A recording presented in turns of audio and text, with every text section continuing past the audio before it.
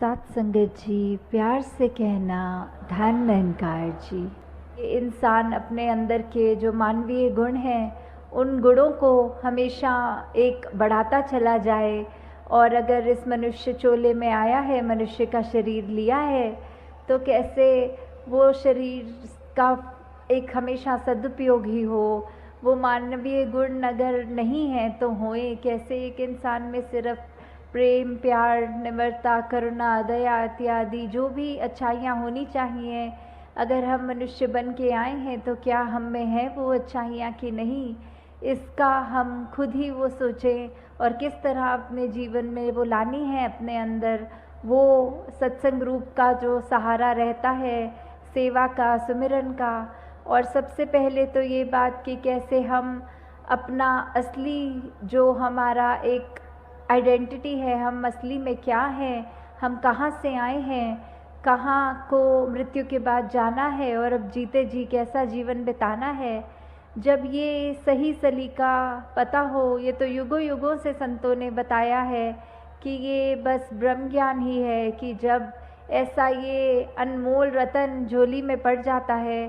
तो फिर यही बात होती है कि हमारा मुख उजला हुआ है और अब हमें वो समझ है कि ये ब्रह्म ज्ञान रूपी दात हमारे पास आ गई है। तो कैसे ये जीते जी भी हमारे लिए ये बहुत उपयोगी है। और मृत्यु के बाद यही है जिससे मोक्ष और मुक्ति का जो बात आती है। तो दातार सभी पे कृपा करे कि ऐसे ही सेवा, सुमिरन, सत्संग करते हुए अपना जो इस प्रभु परमात्मा निरंकार पे एतबार है, ये एहसास करते हुए जीवन जब बिताएंगे तो हम ऐसे कोई अपने आप को स्थिति में नहीं डालेंगे जिसको हम बाद में सोच के ये कहें कि हमने ऐसा उस पल में कर दिया तो ये हमारा ही नुकसान हुआ है। और हम हमेशा बस एक वो जो सही जीवन जीने का सलीका होता है उस तरह से जी सकते हैं। तो आज जिस तरह ये हरदेव वाणी का शब्द है तो उसकी पंक्तियां। हाँ जी। ऐ इंसान पड़ोसी के घर जो तू आग लगाएगा। तो ये बात एक तरह से ये पड़ोसी का तो एक सिंबॉलिकल रूप ले रहे हैं कि ये पूरे विश्व में जो भी है उसको अगर हम ये माने कि हमारे पड़ोसी हैं सब, तो हम कैसे ये एक भाव हमारे मन के जो होते हैं, हमारे पहले दिल दिमाग में से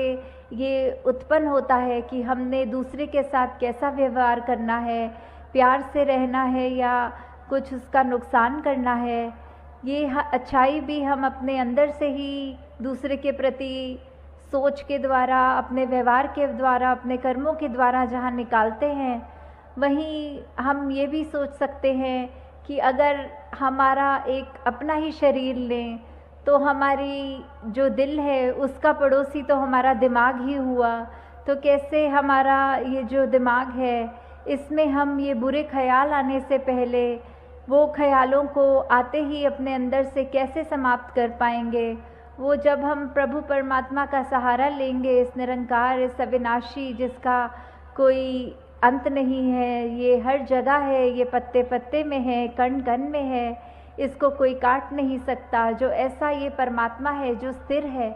जो हमेशा से कायम दायम है, जब हम इसका सहारा लेते हैं तो ही वो बात हमारे अंदर ढलती है कि फिर हम जानबूझकर अपने दिमाग में कोई ना गलत बात किसी के प्रति, ना ही कोई अपने लिए नुकसानदायक ये सोच को उत्पन्न भी होने देंगे। और वो कर्म तो दूर की बात कि फिर दूसरे के लिए नुकसान के लिए कोई कर्म हमारा होगा। जैसे इस बात में ये आ रहा है कि कैसे हम अगर कोशिश करेंगे कि अपने पड़ोसी को का घर जला दें तो फिर वो बात कि हमने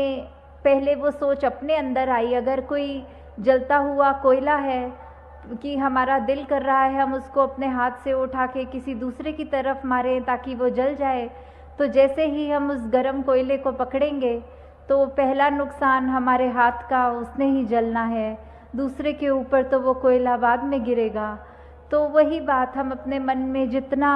ऐसे कड़वे भाव एक बुरी मति को लेकर जो दिल में रखते हैं तो उसका पहला नुकसान हमारा अपना ही है। हाँ जी। हवा का रुख बदला तो तेरा खुद का घर जल जाएगा। तो ये बात कि कैसे परिस्थितियां तो जीवन में अनेक आती हैं, तो कैसे आज अगर ये सोच के कि दूसरे का घर जला दूंगा, उससे मैं तो ऊंचा हो जाऊंगा, उसका नुकसान हो जाएगा। पर अगर वही बात हम सोचें कि ये परमात्मा तो सबके जीवन का ये रचता, तो इसने ये बहुत खूबी से हर एक का जहाँ जीवन लिखा हुआ है, वही बात आ जाती है कि परमात्मा को फिर अगर ऐसी कोई स्थिति हमारे लिए ले आए कि कोशिश तो हमने दूसरे के नुकसान के लिए की थी और नुकसान अपना ही हो बैठा वो करते करते, तो वही कि एक अगर आग लगा दी किसी के घर में, किसी का नुकसान किया, तो जब हवा विपरीत दिशा में चल पड़ी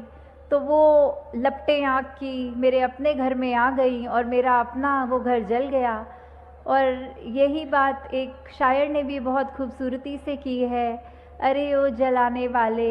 ये तेरा ही था नशेमन, जिससे तूने फूंक दिया मेरा आशियाँ समझ के। कि कहाँ तूने कोशिश तो करी थी कि मेरा घर जलाए, पर वो तेरा स्वयं का नुकसान हो गया। उसमें किसी दूसरे के लिए जब हम एक अहित भाव मन में रखते हैं तो उसका नुकसान तो परमात्मा पे है कि वो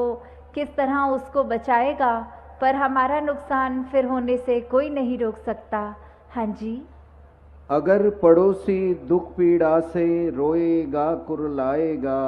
ये निश्चित है तू सुख की ना नींद कभी सो पाएगा। तो यही हम स्वयं अपने जीवन में जब देखते हैं कि ये चलो इसमें उदाहरण पड़ोसी का चल रहा है, पर अगर एक हम ब्रॉडर विजन रखें, एक हम संसार में उस तरह देखें कि किसी को पीड़ा में जब हम देखते हैं कि दूसरा एक बहुत ही परेशान है या उसके जीवन में कोई ऐसी स्थिति चल रही है जो वो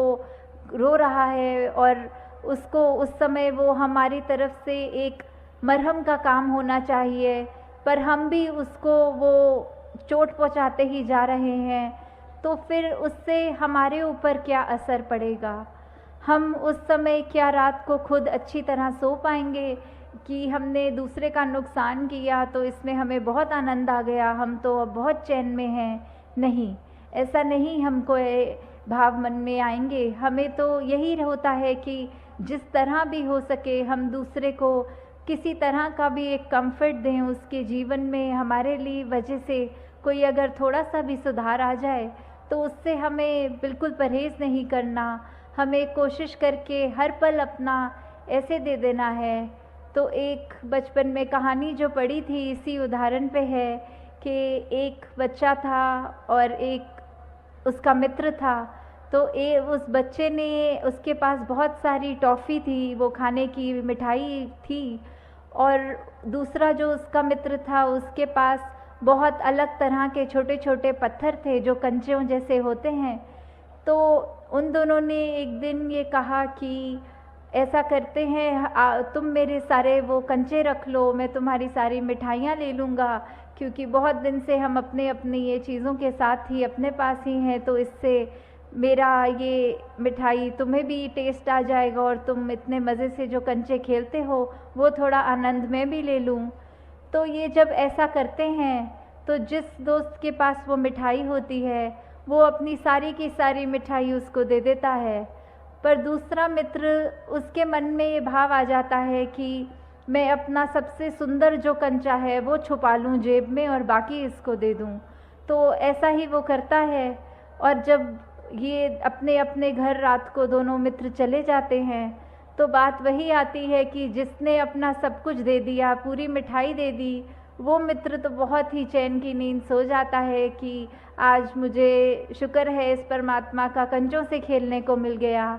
पर जिसके मन में खोट होता है, जिसने वो एक कंचा छुपा कर रखा था, वो बिल्कुल रात को अच्छी तरह नहीं सो पाता। उसके मन में ये ख्याल आता है कि मैंने तो चलो चालाकी की, कोई बात नहीं, पर कहीं ऐसा तो नहीं है मेरे मित्र ने जो उसकी सबसे अच्छी टेस्टी जो मिठाई थी वो मुझसे छुपा ली हो। तो वही बात इस उदाहरण से भी यही आती है कि कैसे हम अगर दूसरे का जहाँ नुकसान करेंगे, उसका होना नुकसान या ना होना ये तो परमात्मा के हाथ हाथ में है, पर हमारा उससे नुकसान निश्चित है। हाँ जी। भूखा अगर पड़ोसी है तो तू मिल बांट के खाया कर। तो कैसे हमारे इसमें व्यवहार के अंदर जहाँ अच्छाइयाँ हमें प्रतिदिन और डालनी चाहिए, वहीं दूसरों के हित के लिए कि अगर हमें कोई दिख रहा है कि किसी की स्थिति उस रूप में है कि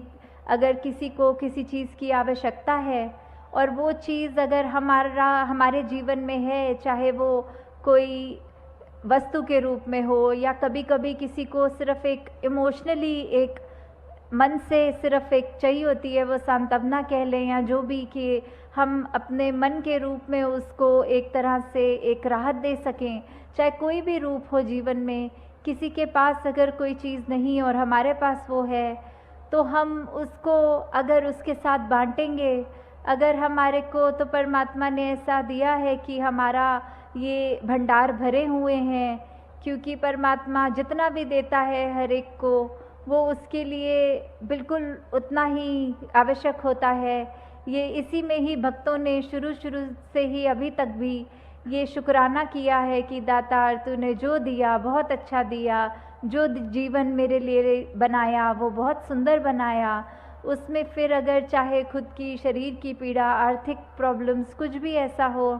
उसमें भी भक्त तो सिर्फ शुक्राना करते हैं कि क्या पता इससे भी बुरा होना हो, प्रभु तूने तो बचा लिया, तूने तो जीवन बहुत ही संवार के आसान कर दिया है। तो ऐसी स्थिति में भी जब हम अपना आराम, अपनी चीज़ें दूसरों के साथ जो हमें और ज़रूरतमंद भी लगते हैं या हमें नहीं भी लगते, फिर भी हमारा किरदार ऐसा बने कि हम दूसरों से चीज़ें जब शेयर करें, एक उस तरह उनको आराम मिले, तो वो जब हम करेंगे, ये मिल बांट के पड़ोसी के साथ जब खाएंगे, तो उसका जो एक आनंद हमें मिलेगा, वो हमारा जीवन में जो हमको खुशी देगा, वो हमें कोई वस्तु नहीं दे सकेगी। वो अपने चरित्र को जैसे जैसे हम निखारेंगे, वो हमको एक सेटिस्फैक्शन तभी मिलेगी। उस अनुसार जब चलता है तो ही एक सफल जिंदगानी बनती है। साथ संगत जी, प्यार से कहना, धन निरंकार।